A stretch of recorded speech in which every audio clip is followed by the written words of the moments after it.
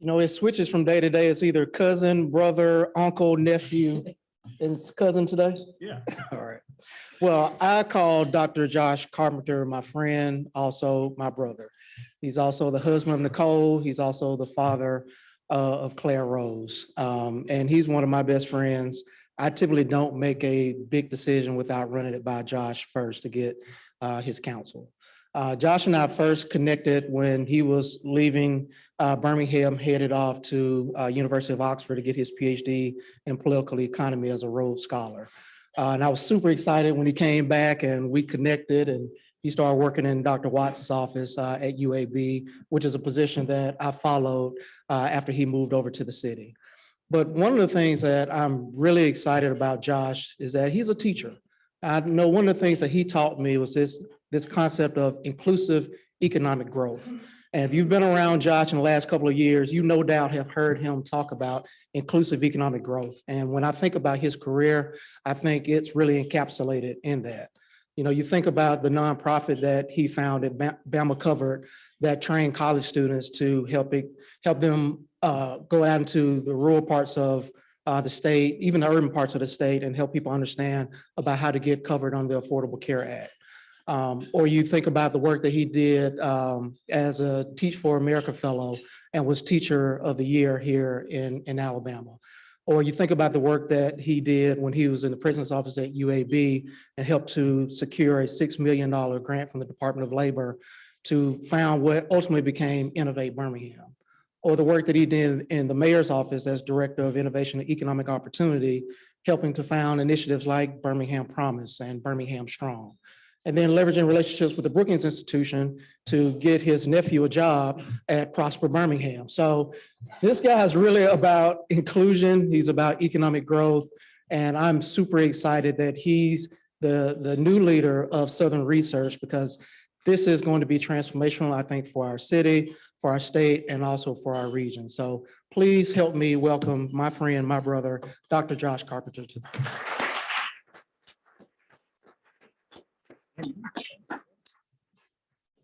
Well, good afternoon. It is a pleasure to be with all of you. So many friends in this club and so many familiar faces that I see a lot and some that I don't see as much. I would be remiss if I didn't begin by first recognizing my team who's here. They work incredibly hard. So all the things that you see that we're working on right now, these are the folks who are operationalizing it and really doing the hard work. And I would include Helena, Christine, and that team as a key council member. But probably most importantly, that the person who supports me all the time, particularly when I was working very long hours, is my wife, Nicole, and I'm really grateful she was able to join us as well. I asked JW what I should say to y'all, because you hear speakers once a week, and I wanted to say something to you that was sincere, but also, gave an overview of what Southern Research is doing. And so we'll get into that. But I think it's really important to talk about why I'm here, why I chose to go to Southern Research. And I'm going to start out with a story that's pretty sad. And in March 2020, we had our daughter, but something else happened in March 2020, and COVID really took over the world. And I was in the mayor's office at the time, and we had a policy where we sent home basically every employee. But at the same time, a lot of folks were being laid off. And in fact, 85,000 workers in Jefferson County lost jobs in about a 6-week period. And there's something called the WARN Act, which is when you lay someone off in local government, you have to notify a local government official. And so I would go into the office every day, to an empty office, lights off, with a pile of letters of people who had been laid off. Often I would read a name that I knew. And so I remember sitting there sobbing at my desk one day, and I vowed to, whatever I did next with my career, make sure I was going somewhere where jobs could be created, where jobs could be sustained, and to do it in a way that would endure not just the ups and downs and the vicissitudes of a rough economy, but that would also really create meaningful access points for people who are in our community. And so I really believe that Southern Research is that vehicle. And I more broadly than that, I believe that biotech and our opportunities within healthcare and biotech in particular are the new economic hope of the city. I spent a lot of time thinking about that.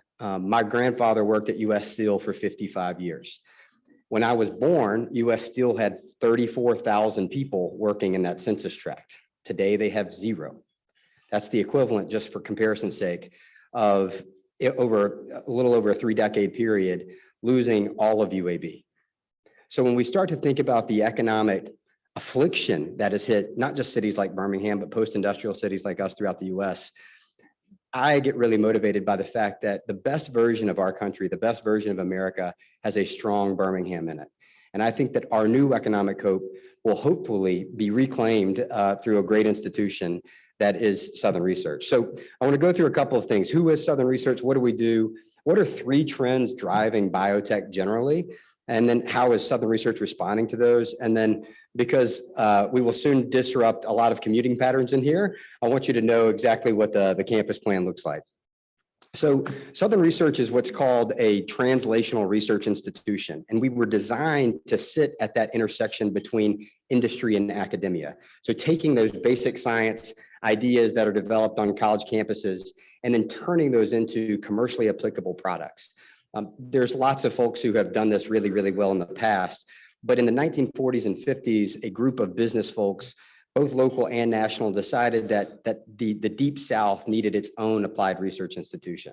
So just for context, in 1941, we were founded about 7 weeks before Pearl Harbor was bombed.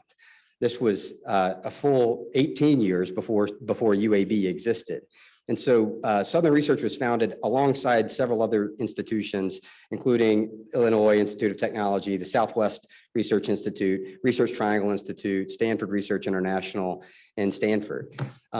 What Southern Research also had was not just a public-private partnership, we had an inside-outside partnership. And what I mean by that is we had a really effectively leveraged national relationships. So one of the reasons we changed our name from the Alabama Research Institute to Southern Research Institute is because we became a Southern Research affiliate with major institutions like Memorial Sloan Kettering.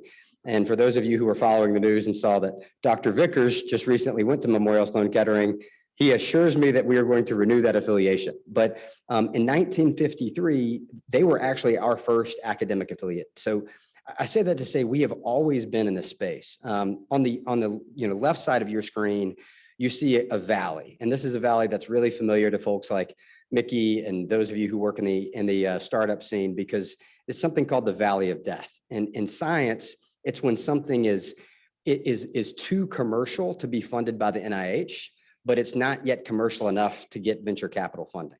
And that's where we see a lot of things die. We, as an institution, have not done an effective job for this community in bridging that gap. So a big part of what you're going to hear from me over the next 30 minutes or so is exactly how we plan on doing that. One of the big things that we did right away, and I started June 1st, 2021, was to really reclaim our identity, not just as a research institution that occasionally had economic impact, but as an economic development institution through research and development. And that focus on meaningful job creation, both direct job creation, we're hiring 85 to 100 people over the next year.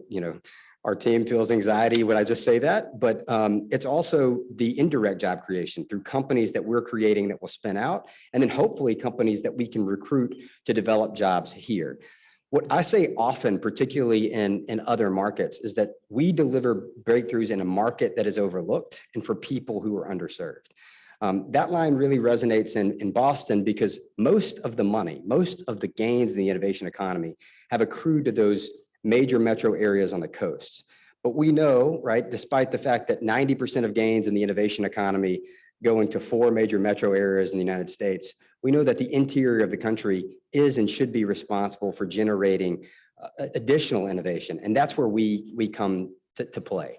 So what Southern Research, how we have moved science, and this is a new brand, and I want to thank Brianna Bryant, who led that rebranding effort. We rebranded ourselves for a lot of reasons, but one of the reasons is because we wanted people to know that it was a new day. But what we have done for 80 years in this community is move science from a concept to a commercial application, from an idea that's set in a test tube to a shot that can be injected in yours and my arms. We have 20 FDA approved drugs. Just, again, for comparison, Scripps has about 18. So we have a longer history than Scripps, which is why we are able to get to that scale. But 7 of those are in the cancer space. Almost every person in here has been treated with a drug that Southern Research had a hand in. And I think that's really important. This year we were lobbying the state legislature for money. One of our lobbyists, unfortunately, had cancer and took cisplatin, which is a chemotherapy that Southern Research had a hand in developing years ago. Now, 50% of the chemotherapies in the United States were developed or tested at Southern Research. But every day I meet someone who says, what does Southern Research do? And many of you are going, yes, I'm still asking that question. And so what I'm going to try to do today is talk a little bit about what we've done and where we're headed. So we formerly had three major divisions. We had a drug discovery and drug development division. That is really our bailiwick. That's where we became famous. And then we had an aerospace engineering division, and we had an energy and environment division. For those of you who were following the GE stock this year, they also had these three divisions. We only had 420 people. They had a fair bit more than that, and they decided to split up their divisions. We followed a similar path this year. So we actually spun off our aerospace engineering division to a publicly traded company called Kratos. We sold it to them in May of last year. It was a really excellent win-win really for everyone involved. They're going to create another 75 jobs here, but they were focused on hypersonics related research. And it was really difficult to balance a mission of, supporting the American warfighter and healing the world. And so what we did was trim down our focus areas so that we could focus almost explicitly on drug discovery and drug development. What that's enabled us to do is actually put a lot of fresh powder and invest in new developments, new capabilities at Southern Research.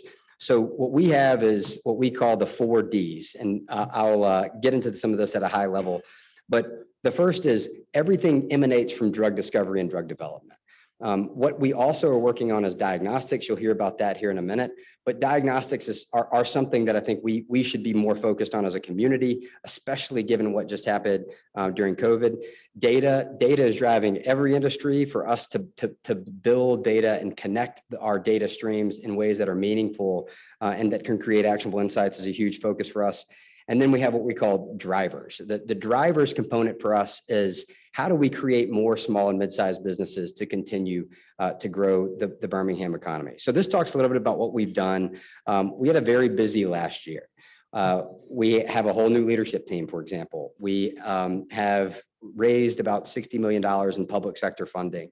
And we forged a stronger relationship with UAB, the UA system, St. Vincent's, and many others. What is next for us is hoping, our ambition is to be a catalyst for really a growing sector of the economy. So this is how we think about economic development. And I could spend a whole lot of time on this slide because I think it crystallizes a lot of really my thinking, and credit to Avi for coming up with it. So if you go down this continuum, I'm going to spend a little bit of time on it. We have a lot of intellectual capital in this state. In fact, we produce a whole lot of graduates. It's something that we should be very proud of. We produce about 492 graduates in the biomedical sciences every year. Everyone from Miles to Birmingham Southern to UAB to UA to Tuskegee. And I shouldn't forget Alabama A&M and Alabama State during the Classic Week. But all of those institutions are producing a lot of talent. The problem, though, is that we only have about 92 jobs open for those graduates. So when we talk about brain drain, it's not just because people want to leave. In many cases, it's because they can't find the job that we could equip them for. In the second lane, you see research and development, and this is where Southern Research has historically been. We focus again on the translational research, and we have a titan of a research university in UAB right in our backyard, and I'll come back to that in a second because I think that's a real opportunity. Where we have started to fail is that too many of the basic science and translational research innovations we're having, whether it's patent creation or what have you, they don't then translate into jobs for real people. So there's some really great folks working in commercialization and venture capital, but much of that is not designed for therapeutics and diagnostics, which is where we focus. And then we have this concept called industry scale partnerships. We have 150 plus partners. So the people who, we basically have 3 revenue streams. We do contracts. So, Pfizer says to us, hey, run all the high throughput screening on this compound and then tell us if that could work. And then later on it becomes Paxlovid, right? That's a huge contract for us. That's about 70% of our revenue. We also have a lot of grants through organizations like the Cystic Fibrosis Foundation, which gives us about $1 million a year to work on a pathway to a cure for cystic fibrosis. What we want to do is bring those relationships beyond Southern Research's bottom line. We want them to grow jobs here. And so we're looking at creative ways about how to do that. And then long term, we hope to set that up for our friends like Greg Barker, who I know is a Quantian and who is at the EDPA, and to recruit businesses here. So what we have really done is Southern Research has gone from just being in the second category. And we, over the next couple of years, you're going to see us move down this continuum to invest in ways in which we are commercializing not only our technologies or technologies spinning out of UAB, but also other opportunities that are coming from other markets. And then we're going to really be trying to find ways to grow, especially clinical trial partnerships. So how are we doing that? What are the three trends that are driving the future of biotechnology? So on the left side of your screen, you see a really small printed chart. On the right side, you see a Ferrari. This is actually a picture of JW's car that I took this morning. The chart is actually the cost of sequencing a human genome. So in 2003, we completed the Human Genome Project. It was a very expensive endeavor. It was a couple of $1 billion. So it was really costly to get your genome sequenced. Today, it costs, depending on who you use, between $200 and $600. So if you look at that scale, it's actually falling faster than Moore's law. Eric Schmidt gave a talk, who's the former CEO of Google, gave a talk really recently at a biotech conference. And he said, biotech is today where digital technology was in 1980, because so many of the inputs have been reduced in cost. It's basically made more ubiquitous. It's democratized the ability to do something with that technology. So just for context, if the same cost of, if this had been done with a Ferrari, the Ferrari that cost $350K in the year 2003 would now cost 4 cents. That's the scale of which, and the rate at which things have fallen. So it's created it's opened up a whole new set of modalities to treat people, to diagnose diseases at a molecular level, and not just rare diseases. This is also common diseases that affect, basically 1 in 4 people in this room. So this is an example of how that's manifesting in an early way. So this is a picture of a little girl named Mila. Mila had a really rare form of Batten's disease, which was incredibly painful for her. Her skin was so painful to the touch, she really didn't want to even hug her parents. They were able to, in 1 year, researchers in Boston were able to isolate the gene mutation that she had. Then they were able to come up with a treatment, and they were able to treat her. Now, this drug would only affect 1 person in the entire world, and it's her. To do that, they had to break from a whole generational set of precedents around what the FDA does to traditionally regulate drugs. This is the future, and it's a huge opportunity for us. It's a huge opportunity for us in a variety of ways, but one of them is, we are now recognizing that of all the genomic data that we have right now, most of it is from people who look like me. So less than 2.4% of all genomic data in the entire world is of people from African descent. What that means is that there are whole aspects of the human genome that we don't know. We don't know what they mean. And that's becoming more and more important, because it's not just about one gene that can cause one illness. It's about a series of genes that can create issues. So what I show this to show you that this is a real thing. There are people in our community now who go and get treated at the Precision Medicine Institute at UAB who have the same sort of rare genetic disease. But this is also going to be something that we'll see in diabetes and in cardiac failure. So how are we responding to this? I think one of the things that has been most alarming for me in this role is when Southern Research, we woke up one day and the state that we inhabit had more deaths than births for the first time in our recorded history. I'm going to repeat that one more time. In 2020, Alabama had more people die in it than were born in it. We shrunk in population. The reason we did that is because we have a lot of people in our state, a lot of our friends and neighbors walk around with undiagnosed comorbidities. And those were like smoldering embers. and COVID poured gasoline on those smoldering embers. And so we saw a lot of people die at rates that other states didn't face. One way to prevent that is to more effectively create diagnoses so that people can know what they're walking around with. So what we are doing is we're partnering with the folks at UAB who've done incredible work in this. UAB was one of 8 academic medical centers in the United States to develop a COVID test, but which is an incredible statistic that probably many people in this room did not know. But UAB wasn't able to scale that out to go beyond really people who were coming in their doors and who were on their campus. We want to build the type of infrastructure so that not only can more people get access to that test, but it creates an economic opportunity for UAB.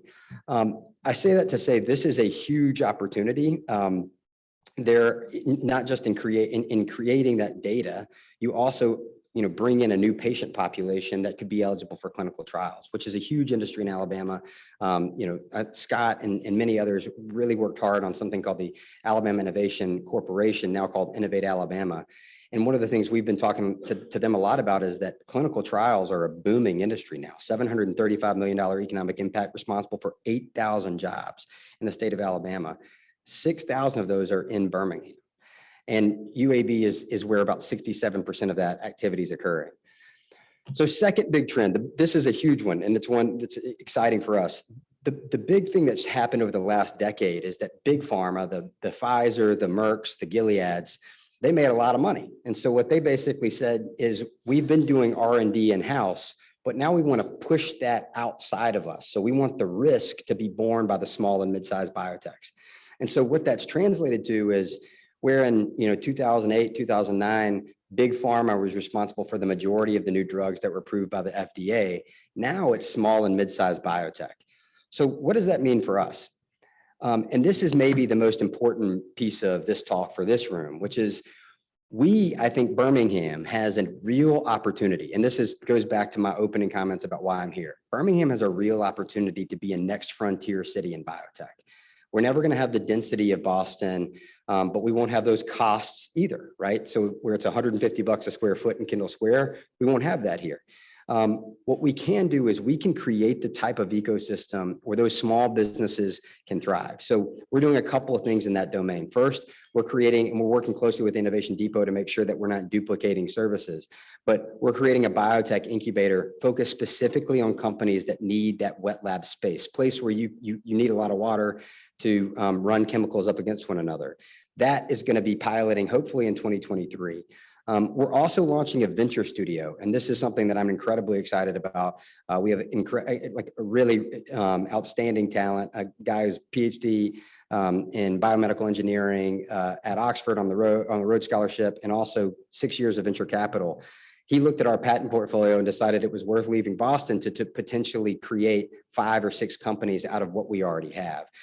That's the first start here, and I think we've got more to do. And then business development. We are now focused, instead of just knocking on the doors of big pharma, we're also looking to source companies from across from across the United States, but particularly in the South. And then I think the big one is this idea of an innovation corridor. And Dr. Hood and I were in a meeting just a couple of weeks ago to talk about this opportunity. So in the indigo above us, you'll see healthcare providers. In the kind of hunter green, you'll see what the basic science. I'm going to quickly run out of my ability to distinguish colors, but you're going to see where our R&D is. And then the blue is where Southern Research's campus is. The red area is the Southtown Court, what was formerly known as the Southtown Court Housing Project. It only had just housing on it. Now it will have that, but the opportunity to build a community around it, where the residents of that community can access jobs, not just at UAB, but at Southern Research and at small and mid-sized biotechs, I think is an enormous opportunity. So what does that same area that you just saw, what does it have and why is it nationally distinctive? The first thing is it's got 3.5 million unique patients per year. So they're going to the VA, they're going to Children's, they're going to St. Vincent's, and they are making sure they are coming through, in many cases, from all across the state of Alabama. The second is it's got $700 million in sponsored research funding just in the biomedical realm. So this is basic science at UAB. It's translational science. It's those clinical trials that you're seeing. But that has made us, this city, the 8th highest funded NIH city, or 8th highest funded city by the NIH on a per capita basis. Alabama has done a really remarkable job at getting public R&D, but we haven't converted that to jobs. We have these graduates. I mentioned that UAB produces 400 biomedical sciences graduates a year. Again, they would love to stay here. Many of them would love to stay here, but we are not creating the job at the pace that we'd like for them to be in order to keep them here. And then UAB has spent about $1 billion in capital projects over the last several years. So all of those things are interesting when they're separate, but it's like an incredible cocktail when they're that close together. And so, in that 40 block area, we have something that I think is nationally distinctive. But it's not just me, it's other folks as well, because it's also cheaper to do business here than it is to do in many of our competitor climates.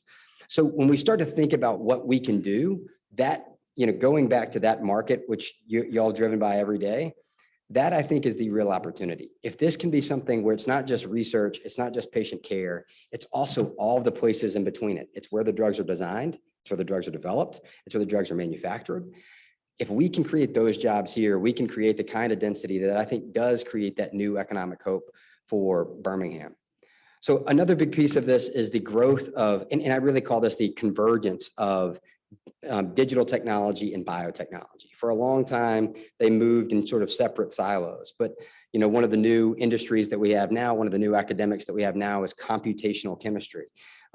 This shows, I think, the difference in the way that we are using modern technology to advance drug discovery. It's no longer just what we do in a test tube, that's called in vitro, or what we do with animal care to test drugs. That's called in vivo. It's this new modeling of in silico opportunities, which is shortening the opportunity for drug discovery. Right now, the average drug takes about 10 years to develop, and then you only have it on patent for another 10 more years. This is changing the way that we think about funding drug discovery. So finally, how are we doing that? How are we responding to this trend? And that's, we are investing substantially in technical infrastructure. Avanti Paul has told us a lot about where our technical debt is. We're spending a lot of time recruiting the types of people that used to go to tech companies. And so right now we're currently hiring for a chief data officer. If you know one, please let us know. So how are we responding? We are responding through these 4 Ds, the drug discovery and drug development process, these diagnostics, and data and drivers of commercialization. But I think perhaps maybe the most important piece of this is getting the right types of talent in our doors. We are investing $50 million in capabilities. And so this would be people who have expertise that we don't currently have on our campus. That's why we're hiring about 85 people next year, and then another 70 or so the year after that. Where I would say we have an opportunity to grow together is this campus plan. We are spending about $108 million on the next year for this campus. Many of you probably know where this campus is, but it's on the western side of the flank is 20th Street, and on the right side is Richard Arrington Jr.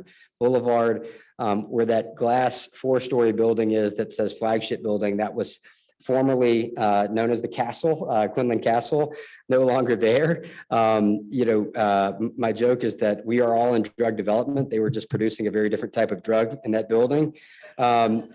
So, what does it really mean? And I got, as you might know, some of you in this room may have disagreed with that decision, and I don't care. The reason I don't is because Birmingham, that place was not authentic to Birmingham. It was built in the 1920s, really as a gimmick to get people to live downtown. This is authentic to Birmingham. This is our future. If we really want to grow, you're going to have to take down some of the things that people loved, even though they had never darkened the doors of that castle, and instead replace it with something that could be meaningful and could grow our opportunities. We are excited about this opportunity because it's also going to attract the types of talent that we all know we need. I last year had the chance with Dr. Hood to go to the Alabama football complex, and it would be impossible to walk through that if you were 18 and not go. This would be an amazing place to go spend my next 4 years. because they're clearly investing in their facilities. They're gonna invest in me.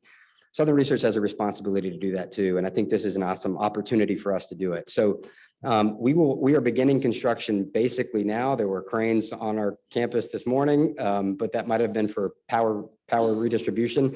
The real impasse for you all to come down to Kiwanis if you're coming from over the mountain is going to start in January, where we're going to block off parts of Richard Arrington, but it's blocked off pretty much all the way here. What I hope you get out of this is, yes, there's a lot of technical things that Southern Research is working on. But what I really want you to take away from it is, our goal is to create jobs in 3 ways. Yes, we're going to hire the 85 scientists that I talked about, and those are going to be really important people to grow and develop in our community. But we're also going to hopefully grow companies, and those companies will then hire people. And the idea, and I'm just going to come back to this map one more time, is to move people and move ideas from basic science that's occurring in those dark green bubbles through the blue bubble and into the red bubble. And in a nutshell, that's not just the drug commercialization pathway. That's also the pathway to jobs for real people. These aren't just, and I get this question a lot. In most innovation districts, 55% of the jobs do not require a college degree.